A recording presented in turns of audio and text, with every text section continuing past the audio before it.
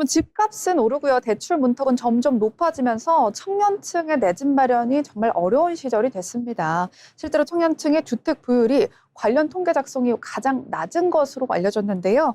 네, 맞습니다. 지난해 39세 이하의 청년층의 주택 보유율은 27.7%로 집계됐습니다. 통계가 새롭게 작성된 2017년대 이후로 가장 낮은 수준을 보여주고 있고요. 처음으로 30% 아래로 떨어진 걸 볼 수 있었습니다. 네, 결국엔 청년층의 집 보유율이 점점 낮아지고 있다 이렇게 볼 수 있을 것 같은데 반면 중장년층은 상대적으로 큰 변화가 없다고요.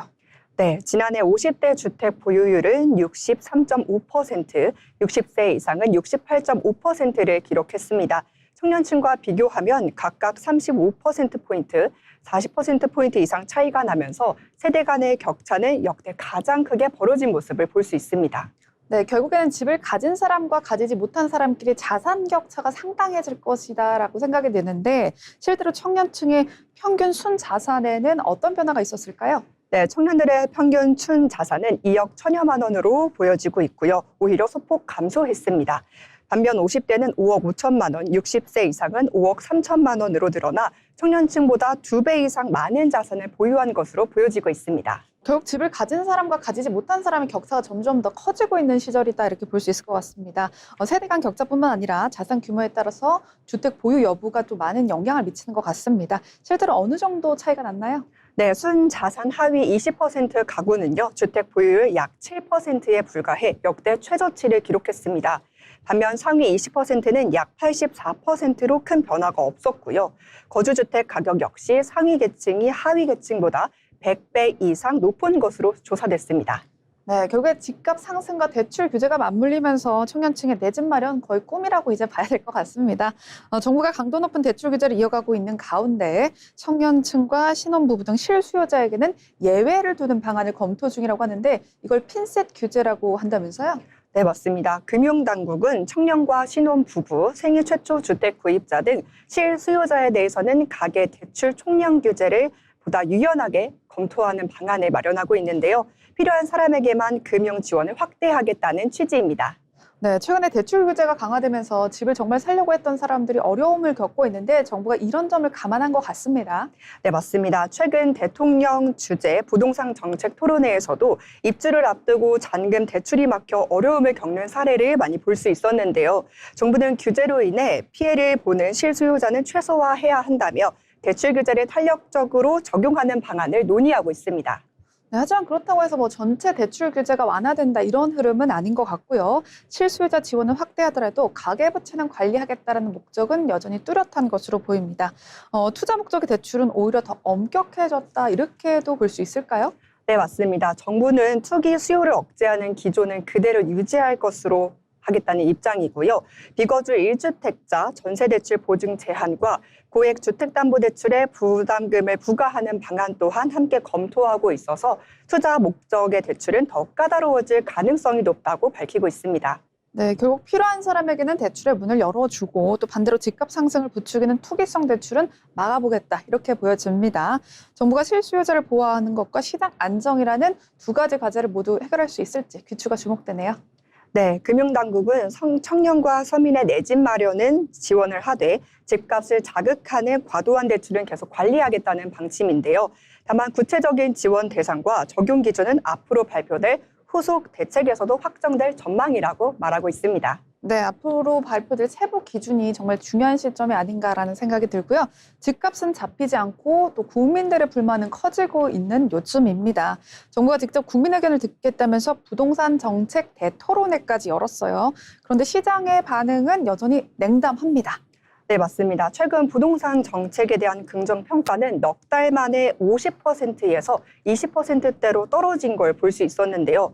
정부는 이 민심을 듣겠다며 토론회를 열었지만 결국 현장에는 세금과 대출, 공급 문제를 둘러싼 해법이 쉽지 않다는 점만 다시 확인됐다는 평가가 나오고 있습니다. 자, 그렇다면 토론회에서는 어떤 이야기들이 집중적으로 나왔는지 궁금한데요. 가장 먼저 이야기된 게 결국 세제 개편이라고요. 네, 맞습니다. 정부는 종합부동산세 기준으로는 주택수보다 주택 가격을 중심으로 바꾸고 초고가 1주택, 이른바 똘똘한 한 채에 대한 세 부담을 높이는 방안을 검토하고 있습니다. 똘똘한 한 채라는 말이 굉장히 크게 와닿는데 대출 규제 역시 관심이 큰 부분입니다. 실수요자들의 불만이 적지 않았다면서요. 네, 맞습니다. 집을 계약하고도 대출 한도가 줄어 잔금은 마련하지 못하는 사례가 이어지면서 실수요자 지원을 확대해야 된다는 목소리가 같이 높아지고 있는데요. 다만 정부는 가계 부채 관리 기조를 유지하고 있어서 대출 규제를 크게 완화하기는 쉽지 않을 것이라는 전망을 보여주고 있습니다. 결국에는요, 집값을 잡기 위해서는 공급 확대도 상당히 중요한 부분이거든요. 이 점은 어떻게 보고 있을까요? 네, 정부도 공급 확대에 대한 필요성은 공감을 하고 있습니다만 어디에 얼마나 공급할지에 대한 구체적인 방안은 아직 제시를 하지 못한 상태입니다. 전문가들은 세금과 대출 규제만으로는 한계가 있는 만큼 실질적인 공급 대책이 함께 나와야 시장이 안정될 수 있다고 말하고 있습니다. 네, 결국 이번 토론회는요, 부동산 시장의 해법을 찾기 위한 출발점이었다 이렇게 보여지는데요. 세금과 대출, 공급이라는 세 가지 과제를 동시에 같이 풀어야 될 만큼 굉장히 귀추가 주목되는 그런 부분입니다. 계속해서 정부가 종합 부동산세 개편을 검토하면서 부동산 시장에 또 한 번 변화가 예고되고 있습니다. 이번엔 다주택자뿐만 아니라 아까 말씀하신 똘똘한 한 채를 겨냥한 세제 개편이 핵심이라면서요.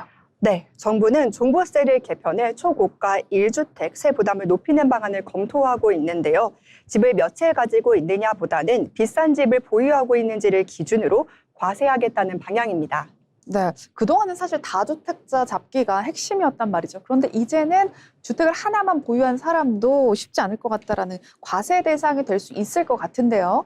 네, 맞습니다. 현재는 주택 수에 따라 증과세율이 적용이 되지만 앞으로는 주택 가격을 중심으로 세율을 차등하는 방안이 유력하게 검토가 되고 있습니다. 정부는 기본 공제 구간과 일반 과세 구간, 초고가 주택 구간으로 나누어서 세 부담을 달리하겠다고 말하고 있습니다. 사실 똘똘한 한 채 저도 여러 번 언급을 했습니다만 이 말이 굉장히 임팩트가 있는 것 같아요. 이게 어떤 내용인지 좀 설명 좀 해주시죠. 네, 정부는 그동안 다주택 규제로 자산이 초고가 주택 한 채에 집중되는 현상이 나타난다고 보고 있습니다. 실제로 30억 원에서 50억 원 사이 수준의 초고가 주택에 대해서는 과세 표준을 세분화하거나 또는 세율을 높이는 방안으로 검토되고 있다는 것으로 알려졌습니다. 네, 기본 공제 금액과 또 초고가 주택 시준선 세율 조정 방식이 아직은 확정된 것이 아니죠. 네, 아직은 확정되지 않았습니다. 정부는 추가 국민 토론회를 거쳐서 의견을 수렴한 뒤에 다음 달 세법 개정안을 통해 반영할 계획입니다. 종부세 개편의 기준이 주택 수에서 주택 가치로 바뀔 경우에는 부동산 시장에도 적지 않은 변화가 예상되고 있습니다. 그렇군요. 부동산 시장이 일렁이고 있다, 일렁일렁거리고 있다 이런 생각이 드는데 정부가 실수요자 보호와 조세 형평성이라는 두 마리 토끼를 모두 다 잡을 수 있을지 궁금해집니다. 앞으로 발표될 세부안 굉장히 관심이 모아지고 있는 상황인데요. 지금까지 마켓트렌드였습니다.